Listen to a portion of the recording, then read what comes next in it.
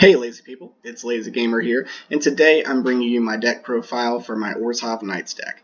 I'm also going to show a gameplay video of this deck in action. I'm going to leave a link in the description below if you want to click on that and see how this deck works.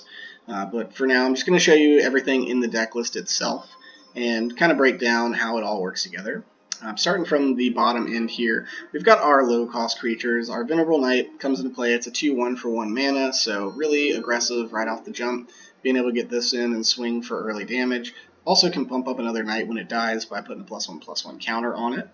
So really good being able to swing in early and also pump up other creatures. We also play 4 of the Foulmire Knight, so this is versatile as well. Being able to be a 1/1 Death Toucher, or you can play it for the Profane Insight, the instant ability on it. Send it on an adventure, you draw a card, lose a life, so that can also be good for just getting you extra cards in your hand, getting you more ammunition to trigger off all your other abilities in your deck.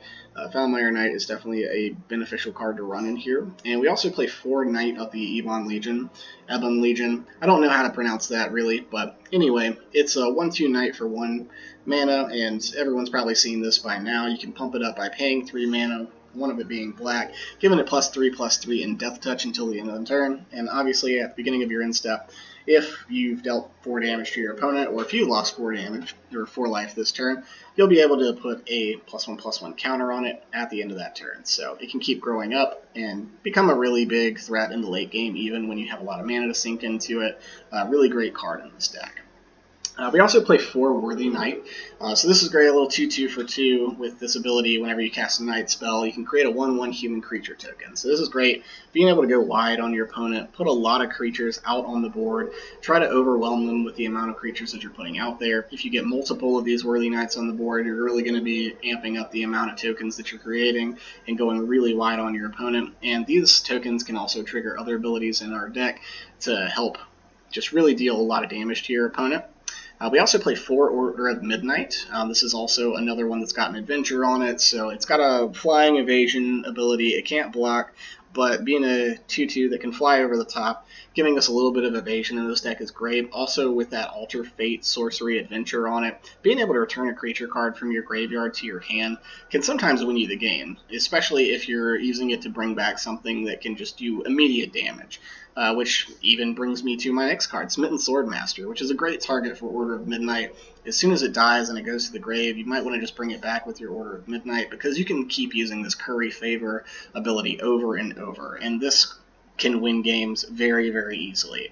This is a very powerful card in this deck, especially if you get out a ton of Knights. Being able to swing on your opponent, get a ton of damage in on them, while also gaining you life for the number of Knights that you have in play is really overwhelming sometimes. Also, it being a 2/1 life linker after you play the Curry Favor side of things just gives you another body on the board, triggers your Worthy Knight, all of these other things that just help us out so much. We also play 4 Corpse Knight, and this can also be one of those things that just racks up a lot of damage on our opponent. So if we have 1, 2, 3 of these out, sometimes you'll be racking up multiple damage. Whenever another creature enters the battlefield under your control, your opponent loses a life. So every time we're playing another creature out, they're going to be taking damage. You get multiple of these out, they're going to be taking a lot of damage. And if you combine this with your Worthy Knight, where you're constantly casting your Knight spells, getting more and more creatures out there, your Worthy Knights are going to create more tokens as well, and when those tokens enter the battlefield, that's also going to trigger your Corpse Knights. So it can really rack up the damage fast on your opponent. Even if you get into a game where you can't necessarily swing in and attack on your opponent, you have these abilities to really drain down your opponent without having to attack them. So if they've got a big wall of creatures up that you can't get past, you can simply hold back, start racking up a couple of Corpse Knights on the board, some Worthy Knights, and then holding back to get a bunch of Knights on the board and play your Smitten Swordmaster to potentially finish them off, hit them for a really big number, maybe like 8 or more damage potentially if you get a ton of Knights on the board, and just finish them off that way. We also play 4 Midnight Reaper. This is a great 3-drop just because it's a Knight, and in addition to that, whenever a non-token creature you control dies, it deals a damage to you, and you can draw a card. So this kind of helps us refill in case we're playing against people that have board wipes.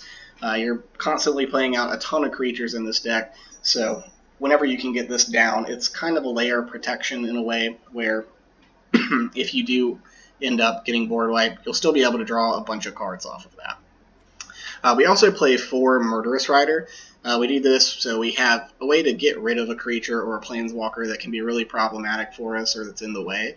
On top of that, it is also a zombie knight, so it'll be able to trigger all of our other knight abilities that need to happen whenever something comes into play.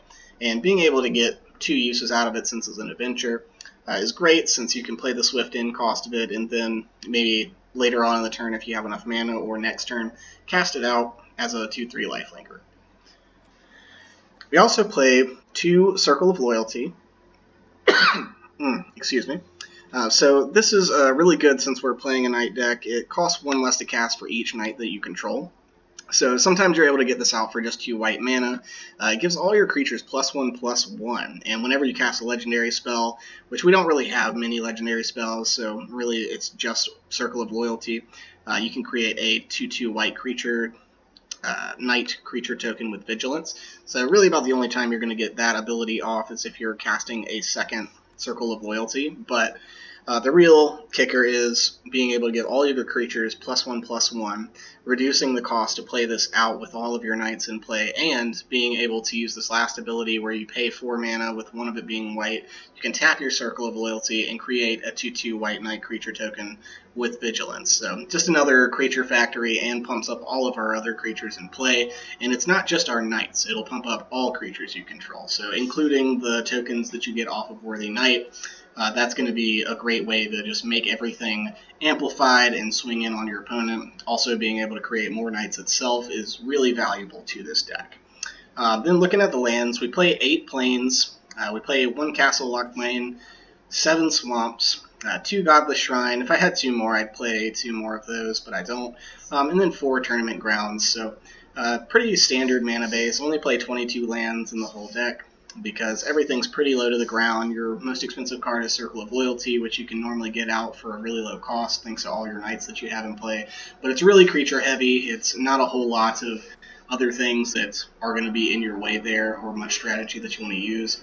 Looking at the whole breakdown here, we do play 36 creatures with those 22 lands, and then on top of that we've just got our 2 artifacts. So it's a pretty straightforward deck, but just really trying to swarm the board, get out there with all these abilities that can stack up whenever you play knights or other creatures come into a play, and hit your opponent hard and fast.